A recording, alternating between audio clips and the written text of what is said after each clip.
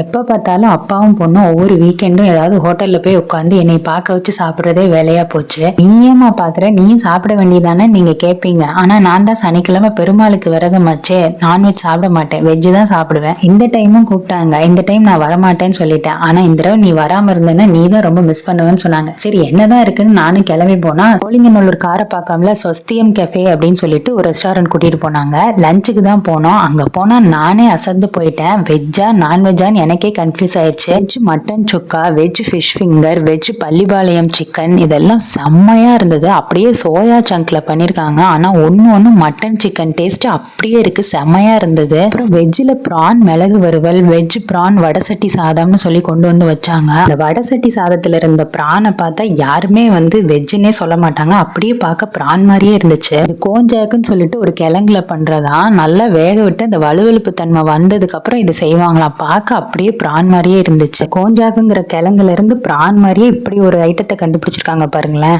நூல் பரோட்டா பாயான்னு ஆர்டர் பண்ணோம். அதுவுமே செம்மையா இருந்துச்சு. டேஸ்ட் வேற லெவல்ல இருந்தது. கண்டிப்பா எல்லாருமே இந்த ரெஸ்டாரண்ட் ட்ரை பண்ணி பாருங்க. இது ஸ்விக்கி ஜொமேட்டோல கூட அவைலபிளா இருக்கு. என்ன இருந்தாலும் அங்க போய் சாப்பிடும்போது நல்லா சூடா சூப்பரா சாப்பிடலாம். ஃபைனலா பீடாவோட முடிச்சுக்கிட்டோம். ஹஸ்பண்ட் கிட்ட சொன்னேன், நானும் சாப்பிடுற மாதிரி ரெஸ்டாரண்ட் கூட்டிட்டு வந்ததுனால நீங்க தப்பிச்சிட்டீங்கன்னு.